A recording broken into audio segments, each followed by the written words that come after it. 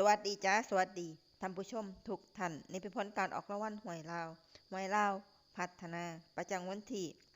19มิถุนายน2569รางวัลเลข2ตัวล่างเลขที่ออก4242รางวัลเลข2ตัวบนเลขที่ออก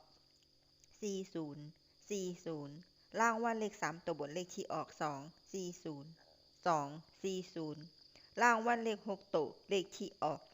074240074240นี่ก็เป็นผลออกรางวัลหวยลาวพัฒนาประจำวันที่19มิถุนายน2569ขอให้โชคดีมีชัยถูกหวยลาวพัฒนาได้รับเงินกันทุกคนด้วยจ้าฝากไว้ในเด้อจ้ะซับสไครบ์กดติดตามและเป็นกำลังใจขอขอบคุณทุกท่านที่เข้ามารับชมและรับฟังแล้วมาพบกันใหม่ในผลการออกหวยลาวพัฒนาใหม่ในมื้อหน้าสำหรับมื้อนี้ขอบคุณและสวัสดีจ้า